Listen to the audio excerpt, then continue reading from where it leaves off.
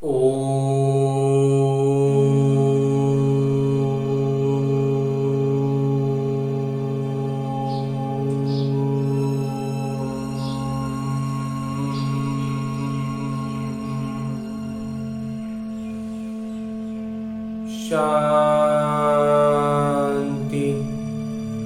ओम शांति बाबा।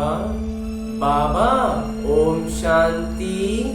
आज 7 मई 2023 की अव्यक्त मुरली है जो दोहराई जा रही है 26 नवंबर 1994 की। आज की इस अव्यक्त मुरली का शीर्षक है कि परमात्म पालना और परिवर्तन शक्ति का प्रत्यक्ष स्वरूप है सहज योगी जीवन। आज बाबा हर एक बच्चे के मस्तक पर विशेष श्रेष्ठ भाग्य की 3 लकीरें देख रहे हैं। सर्व बच्चों का भाग्य तो सदा सर्वश्रेष्ठ है ही, लेकिन आज विशेष 3 लकीरें चमक रही हैं। एक है परमात्म पालना के भाग्य की लकीर, और दूसरी है बेहद के ऊंचे से ऊंचे पढ़ाई के भाग्य की लकीर, और तीसरी है श्रेष्ठ मत प्राप्त होने के भाग्य की लकीर। श्रेष्ठ मत जो मिला उस भाग्य की लकीर, चाहे लौकिक चाहे अलौकिक, हर एक को इस जीवन में ये 3 प्राप्तियां होती हैं। पालना भी मिलती है, पढ़ाई भी मिलती है और मत भी मिलती है। इन तीनों द्वारा ही हर आत्मा अपना वर्तमान और भविष्य बनाने के निमित्त बनती है। अपना वर्तमान और भविष्य बनाने का सिर्फ निमित्त बनते हैं। आप सभी श्रेष्ठ आत्माओं को किसकी पालना मिल रही है? मेरे बाबा की। परमात्म पालना के अंदर हर क्षण पल रहे हो। जैसे परमात्मा ऊंचे से ऊंचे है तो परमात्मा पालना भी कितना श्रेष्ठ है। जब बाबा इतने ऊंचे हैं तो उनकी पालना भी बहुत श्रेष्ठ है। और इस परमात्म पालना के पात्र कौन बने हैं और कितने बने हैं? बने तो हमको बाबा ने चुना है और हम बन रहे हैं। पूरा तो नहीं बन पाए हैं। सारे विश्व की आत्माएं बाबा कहती हैं, लेकिन पालना और पढ़ाई के पात्र नहीं बनती हैं। और आप कितनी थोड़ी सी आत्माएं इस भाग्य के पात्र बनती हो। सारे कल्प में यही थोड़ा सा समय परमात्म पालना मिलती है। दैवी पालना, मानव पालना, ये तो अनेक जन्म मिलती है, लेकिन ये श्रेष्ठ पालना जो बाबा दे रहे हैं, ये अभी नहीं तो कभी नहीं। ऐसे श्रेष्ठ भाग्य की श्रेष्ठ लकीर सदा अपने मस्तक में चमकते हुए अनुभव करते हो। हाँ जी बाबा। कोई भी प्राप्ति सदा करना चाहते हो या कभी कभी करना चाहते हो? सदा करना चाहते हैं बाबा। तो प्राप्ति का पुरुषार्थ भी सदा चाहिए या कभी कभी चाहिए? सदा चाहिए बाबा। और सदा तीव्र चाहिए या कभी साधारण और कभी तीव्र? बाबा इतना अच्छा से बात करते हैं। हमेशा तीव्र चाहिए बाबा। वास्तविकता क्या है? लेकिन वास्तविकता तो कुछ अलग हो जाती है। चाहत और वास्तविकता में अंतर हो जाता है ना। हाँ बाबा। सोचते तो बहुत हो लेकिन स्मृति में कम रखते हो। सोचना स्वरूप बनना है या स्मृति स्वरूप बनना है? स्मृति स्वरूप बनना है बाबा। स्मृति स्वरूप बनने वाले हो ना? हाँ जी बाबा। तो एक बात भी स्मृति में रखो कि अमृत बेले आपको उठाने वाला कौन? मेरे बाबा। बाबा का प्यार उठाता है। दिन का आरंभ कितना श्रेष्ठ है। और बाबा स्वयं मिलन मनाने के लिए बुलाते हैं। रूह-रिहान करते हैं, शक्तियां भरते हैं। तो हर दिन का आदि शुरुआत कितना श्रेष्ठ है। बाबा की मोहब्बत से उठते हो कि कभी कभी मजबूरी से भी उठते हो? नहीं बाबा, यथार्थ तो मोहब्बत के गीत आपको उठाते हैं। अमृत वेले से बाबा कितना स्नेह से बुलाते हैं, उठाते हैं। मीठे बच्चे, प्यारे बच्चे, आओ। तो जिनका आदि इतना श्रेष्ठ है तो मध्य और अंत क्या होगा? बहुत श्रेष्ठ होगा बाबा, श्रेष्ठ होगा ना? हाँ जी बाबा। बाबा देख रहे थे कि कितना पालना का भाग्य वर्तमान समय बच्चों को प्राप्त है। जितना प्राप्त है उतना फायदा उठाते हो? नहीं बाबा, पूरा तो नहीं उठा पाते। स्वप्न में भी संकल्प मात्र नहीं था कि इतने भाग्य के पात्र बनेंगे। बिल्कुल बाबा, सोचने से बाहर था, लेकिन मिला कितना सहज। बाबा के प्यार की पालना का वास्तविक स्वरूप ही है सहज योगी जीवन। जिससे प्यार होता है उसके लिए मुश्किल परिस्थिति या मुश्किल कोई भी बात देखी सुनी नहीं जाती। जो उससे प्यार हो गया फिर उसके लिए क्या मुश्किल है, क्या परेशानी है, कुछ नहीं नजर आने लगता है, कुछ महसूस नहीं होता है। तो बाबा ने भी मुश्किल को सहज बनाया है ना? हाँ जी बाबा, सदा सहज है तो सदा ही पुरुषार्थ की गति तीव्र हो। आज बहुत अच्छा पुरुषार्थ है और कल थोड़ी परसेंटेज कम हो गई, तो क्या सदा सहज कहेंगे? नहीं बाबा, सदा मुश्किल कौन बनाते हैं? स्वयं ही बनाते हो ना। कारण क्या है? सोचने की तो आदत है, लेकिन स्मृति स्वरूप के संस्कार कभी उभारते हो और कभी डुबा देते हो। डूब जाते हैं क्योंकि स्मृति स्वरूप सो समर्थ स्वरूप। स्मृति में जो रहेगा वही समर्थ में, वही वास्तविकता में नजर आएगा। सोचना ये समर्थी स्वरूप नहीं है। स्मृति समर्थी है, जिसकी स्मृति में रहेगा वही समर्थी है। तो विस्मृति में क्यों आते हो? माया पकड़ती है, आदत से मजबूर हो जाते हो। अगर मजबूत नहीं तो मजबूर हो जाएंगे। जहां मजबूत है वहां मजबूरी नहीं है। अब वास्तविक ओरिजिनल आदत विस्मृति की नहीं है। आत्मा का जो वास्तविक आदत है वो भूलने का नहीं है। आदि में स्मृति स्वरूप प्रारब्ध प्राप्त करने वाली देव आत्माएं हो, योग लगाने का पुरुषार्थ नहीं करते, लेकिन स्मृति स्वरूप को प्रारब्ध प्राप्त करते हो। तो आदि में भी स्मृति स्वरूप का प्रत्यक्ष जीवन है और अनादि आत्मा जब आप परम धाम से आई तो आप विशेष आत्माओं के संस्कार स्वतः ही स्मृति स्वरूप हैं और अंत में संगम पर भी स्मृति स्वरूप बनते हो ना?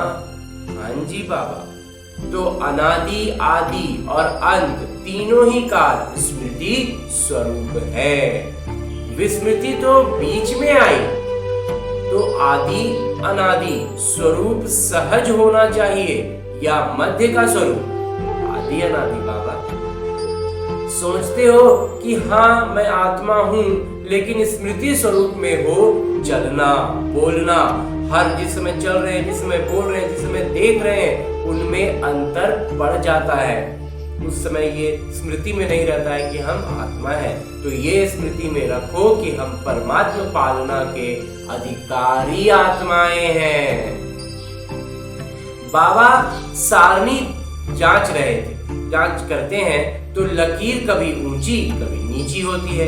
जो हम सब याद का सारणी बनाते हैं, चार्ट बनाते हैं ना, उसमें कभी लकीर ऊंची जाती है कभी नीची आती है।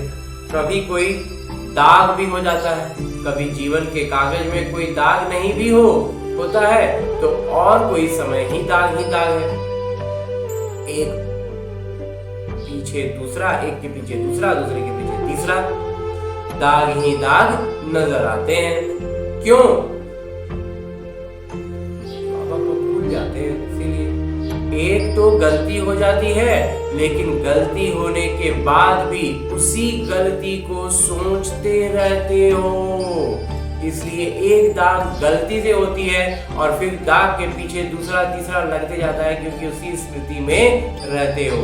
क्यों, क्या, कैसे, ऐसे नहीं, वैसे कोई रूप से बात को छोड़ते नहीं हो। बात आपको छोड़कर चली जाती है, लेकिन आप बात को नहीं छोड़ते हो। जितना समय सोचने स्वरूप बनते हो, यथार्थ स्मृति स्वरूप नहीं बनते हो। जितना समय सोच रहे थे, उतनी समय तो बाबा की याद रही नहीं, तो उतनी देर के लिए छूटा ना। तो दाग के ऊपर दाग लगते जाते हैं और पेपर का समय कम होता है। और ये जो हमारी परीक्षा की घड़ी है, जीवन का जो संगम युग का समय है, ये बहुत कम है, लेकिन व्यर्थ सोचने का संस्कार होने के कारण पेपर का समय बढ़ा देते हो, उसमें उसी समय में समय अपना बर्बाद कर देते हो। सेकंड पूरा हुआ और निर्विकल्प स्थिति बन जाए, ये संस्कार उभारो। कुछ भी घटना घटी और हम बस निर्विकल्प हो गए, बिल्कुल बिना किसी विचार के, बिना किसी, जो कहते हैं मनाते हैं ना हम लोग भक्ति मार्ग में, मनाना ये हो जाए वो हो जाए, ये से पूरा अपने आप को उभार लेना है, ऊपर हटा लेना है। निर्विकल्प बनना आता है ना? हाँ जी बाबा। अपने श्रेष्ठ भाग्य को स्मृति में लाकर सदा हर्षित रहो। जो हो रहा है सिर्फ साक्षी दृष्टा होकर के सिर्फ देखना है, उसमें अपनी राय, अपना मर्जी नहीं लगाना है। यही है निर्विकल्प बनना। तो अपने परमात्मा पालना को सदा बार बार स्मृति में लाओ। सुनना भी आता है, सोचना भी आता है, लेकिन फर्क क्या पड़ जाता है?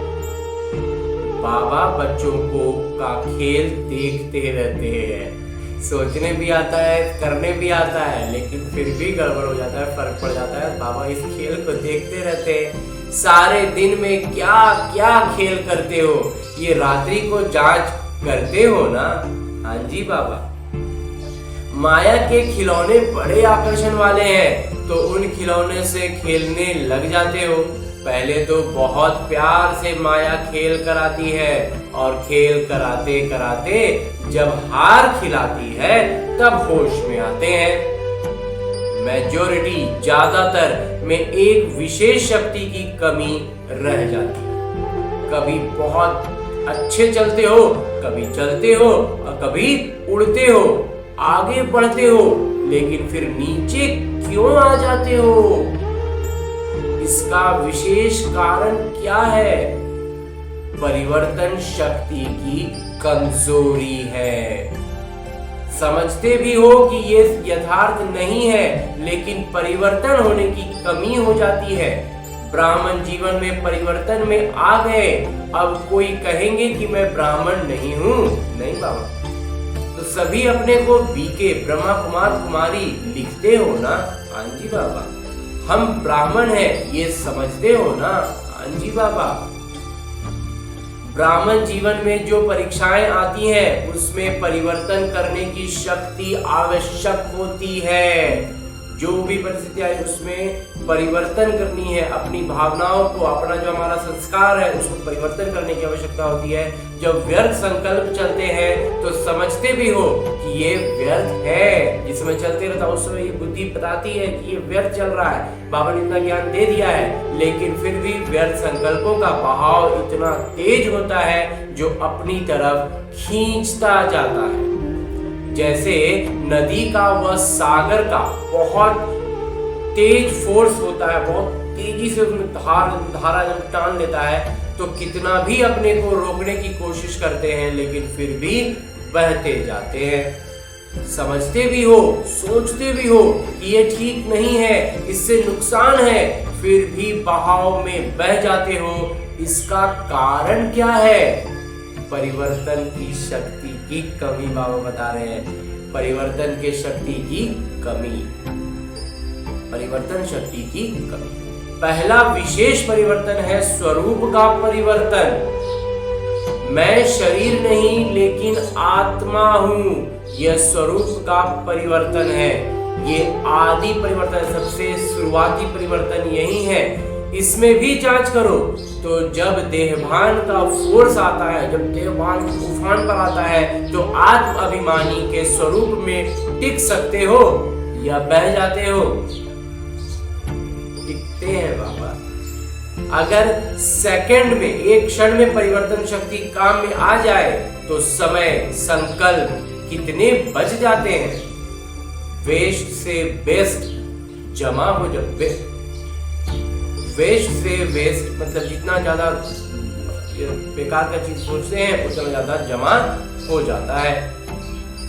पहली परिवर्तन शक्ति है स्वरूप का परिवर्तन और स्वभाव का परिवर्तन। पुराना स्वभाव पुरुषार्थी जीवन में धोखा देता है।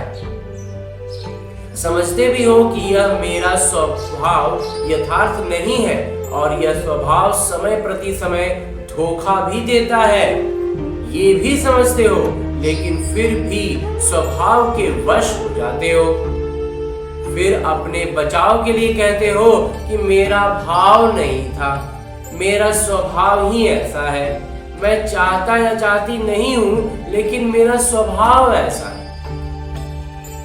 ब्राह्मण बन गए तो जन्म बदल गया, संबंध बदल गए, माता पिता बदल गए, परिवार बदल गया, लेकिन स्वभाव नहीं बदला।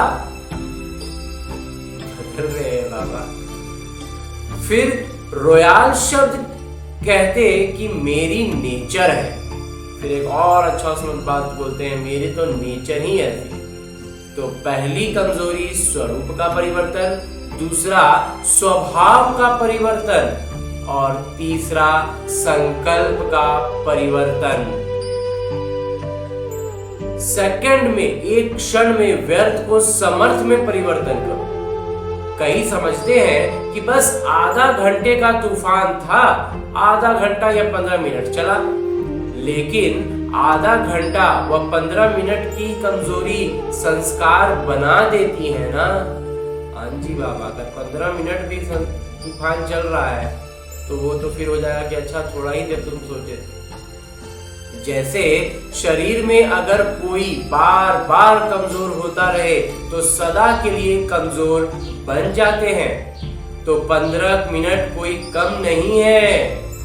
संगम युग का एक एक क्षण वर्षों के समान है, कई कई वर्ष के समान एक एक क्षण है। तो ऐसे अलबेले नहीं बनो। भल थोड़ा ही चला लेकिन गवाया कितना। उसमें अगर बाबा कह रहे थोड़ा सा जोड़ भी लें, ठीक है थोड़ा ही देर पर किए, थोड़ा ही देर चले फिर वापस आ गए, लेकिन जो थोड़ा देर में गवा कितना दिए। जब कदम में पदम कहते हो तो 15 मिनट में कितने कदम उठेंगे और कितने पदम गवाए। जमा में तो हिसाब अच्छा रखते हो कि कदम में पदम जमा हो गया, लेकिन गवाने में भी तो हिसाब रखो।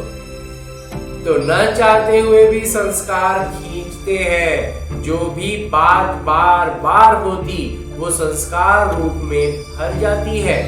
तो संकल्प परिवर्तन करो। सिर्फ सोचते नहीं रहो, करना नहीं चाहिए, हो गया क्या करूं, नहीं, सोचो और करके दिखाओ। कहते हो बीती को बिंदी लगाओ, एक दूसरे को ज्ञान देते हो ना। कोई आकर बात करेंगे तो कहेंगे ठीक है बिंदी लगा दो, लेकिन स्वयं बिंदी लगाते हो? कोशिश करते हैं बाबा। बिंदी लगाने के लिए कौन सी शक्ति चाहिए? परिवर्तन शक्ति।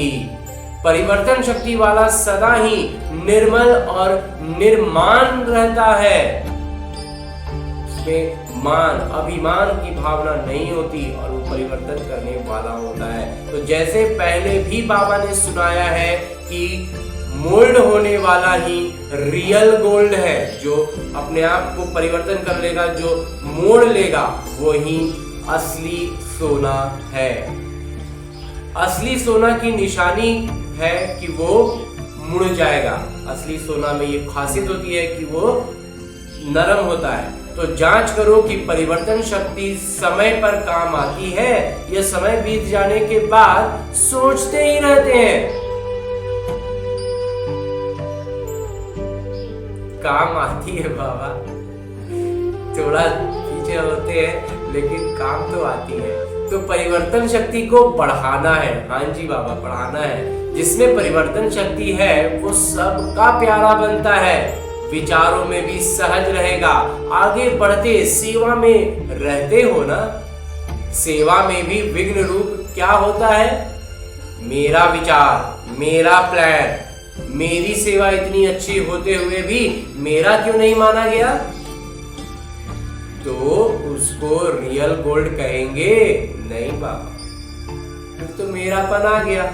मेरापन आना मतलब अलाय मिक्स हो जाना, उसमें कचरा मिल गया। अब रियल गोल्ड में, असली सोने में अलॉय मिक्स हो जाता है, दूसरे धातु मिल जाते हैं, तो वो रियल नहीं रहता, वो 100% सोना नहीं रहता, उसका मूल्य रहता है वो फिर कम दाम का हो गया। कितना फर्क पड़ जाता है ना। तो समय और वायुमंडल को परख कर अपने को परिवर्तन करना, इसकी आवश्यकता है। मोटी मोटी बातों में परिवर्तन करना तो सहज है, लेकिन हर परिस्थिति में, हर संबंध संपर्क में समय और वायुमंडल को समझ स्वयं को परिवर्तन करना ही नंबर 1 बनना है। ये नहीं सोचो कि फलाना भी समझे ना, ये भी तो परिवर्तन करे, सिर्फ मैं ही परिवर्तन करूं क्या? जो आटो जो ओटे सो अर्जुन। इसमें अगर आपने अपने को परिवर्तन किया तो ये परिवर्तन ही विजयी बनने की निशानी है। समझा? हाँ जी बाबा, बहुत अच्छे से समझे। अच्छा, चारों ओर के सर्व सदा स्मृति स्वरूप आत्माओं को सदा क्षण में परिवर्तन शक्ति द्वारा स्व परिवर्तन करने वाली श्रेष्ठ आत्माओं को सदा सहज योगी अनुभव करने वाले अनुभवी आत्माओं को सदा बाबा के समीप और समान बनने के उमंग उत्साह में रहने वाली सर्व आत्माओं को बाबा का याद, प्यार और नमस्ते। हम रूहानी बच्चों की ओर से रूहानी बाबा को याद, प्यार और प्रणाम। धन्यवाद बाबा, धन्यवाद। मुरली के लिए भी धन्यवाद और इस अनूठे अलौकिक ब्राह्मण जीवन के लिए भी बहुत बहुत बहुत धन्यवाद। आगे बाबा टीचर्स से बातें कर रहे हैं। सभी टीचर्स तो सदा ही ज्ञान स्वरूप, स्मृति स्वरूप है ही, क्योंकि जैसे बाबा शिक्षक बनकर आते हैं तो बाबा समान निमित्त शिक्षक हो। बाबा समान निमित्त शिक्षक हो। बाबा जैसे नहीं हो लेकिन निमित्त शिक्षक हो। तो शिक्षकों की विशेषता निमित्त भाव और निर्माण भाव।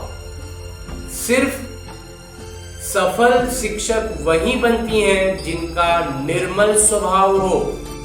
अभी निर्मल स्वभाव के ऊपर विशेष ध्यान देना है। कुछ भी हो जाए लेकिन अपना स्वभाव सदा निर्मल रहे। यही निर्मल स्वभाव निर्माणता की निशानी है। तो इसको विशेष ध्यान देना है। निर्मल स्वभाव, बिल्कुल शीतल। शीतलता का गायन शीतला देवी है। तो निर्मल स्वभाव अर्थात शीतल स्वभाव। बात जोश दिलाने की हो लेकिन आप निर्मल हो तब कहेंगे सफल शिक्षक। तो बाबा फिर भी ध्यान दिलवा रहे हैं, जोर दिलवा रहे हैं कि किस पर? निर्मल स्वभाव पर। समझा? जी बाबा। अच्छा, आज बाबा अंत में प्रश्न पूछ रहे हैं। बाबा पूछ रहे हैं कि सबसे बड़ा खजाना कौन सा है? ज्ञान रत्नों का खजाना। इस निमित्त को लगता है आगे देखते हैं बाबा उत्तर क्या बताएंगे। जिससे ही ज्ञान और योग की परख होती है। सबसे बड़ा खजाना कौन सा है जिससे ज्ञान और योग की परख होती है? उत्तर बतला रहे हैं बाबा कि सबसे बड़ा खजाना है खुशी। चाहे जितना कितना भी ज्ञान हो, योग हो, लेकिन खुशी की प्राप्ति नहीं हो तो ज्ञान ठीक नहीं है। कोई भी परिस्थिति आ जाए, खुशी गायब नहीं हो सकती। अविनाशी बाबा की अविनाशी खजाना मिला है, इसलिए खुशी कभी गायब नहीं हो सकती। योग लगाते लेकिन खुशी नहीं हो तो योग ठीक नहीं। आपकी खुशी देख दूसरे आपसे पूछें कि आपको क्या मिला है। यही ज्ञान और योग की प्रत्यक्षता का साधन है। और आगे बाबा एक और प्रश्न पूछ रहे हैं। बाबा पूछते हैं कि किस लगन के आधार पर विघ्नों की समाप्ति स्वतः हो जाती है? उत्तर बतला रहे हैं बाबा कि एक बाबा दूसरा ना कोई। इसी लगन में मगन रहो तो विघ्न टिक ही नहीं सकते। विघ्न है तो लगन नहीं है। विघ्न अगर आ रहा है मतलब लगन नहीं है। विघ्न भल आए लेकिन उसका प्रभाव नहीं पड़े। जब स्वयं प्रभावशाली आत्मा बन जाते तो किसी का प्रभाव नहीं पड़ सकता। हमारा प्रभाव दूसरे पर पड़ेगा। दूसरी चाहे परिस्थिति हो चाहे आत्मा हो, उसका प्रभाव हम आत्माओं पर, हम ब्राह्मण आत्माओं पर नहीं पड़ सकता। जैसे सूर्य को कोई कितना भी छिपाए तो छिप नहीं सकता, सदा चमकता रहता है। ऐसे ही प्रभावशाली आत्माओं को कोई भी प्रभाव अपनी तरफ खींच नहीं सकता। तो सदा एक बाबा दूसरा न कोई, इसी लगन में मगन रहने वाले यही विशेष संगम युग का अनुभव है। हाँ जी बाबा। और आगे बाबा वरदान दे रहे हैं। वरदान देते हुए बाबा कहते हैं कि स्नेह की लिफ्ट द्वारा उड़ती कला का अनुभव करने वाले अविनाशी स्नेही भव। मेहनत से मुक्त होने के लिए बाबा के स्नेही बनो। ये अविनाशी स्नेही अविनाशी लिफ्ट बन उड़ती कला का अनुभव कराता है। लेकिन यदि स्नेह में अलबेलापन है तो बाबा से करंट नहीं मिलती है और लिफ्ट काम नहीं करती। जैसे लौकिक लिफ्ट होता है ना, बिजली से चलता है, वैसे ही अगर बाबा से स्नेह में नहीं है, अलबेलापन है, तो फिर बाबा का करंट नहीं मिलेगा तो लिफ्ट बंद हो जाएगी। जैसे लाइट बंद होने से, कनेक्शन खत्म होने से लिफ्ट द्वारा सुख की अनुभूति नहीं कर सकते। लिफ्ट वहीं बंद हो जाए, अटक जाए तो सारा खुशी खत्म हो जाएगा। ऐसे स्नेह कम है तो मेहनत का अनुभव होता है। इसलिए अविनाशी स्नेही बनो। और अंत में स्लोगन है, मुरली का उपदेश है कि शुभ संकल्प और दिव्य बुद्धि के यंत्र द्वारा तीव्र गति की उड़ान भरते रहो। शुभ संकल्प और दिव्य बुद्धि के यंत्र द्वारा तीव्र गति की उड़ान भरते रहो। अच्छा, ओम शांति बाबा।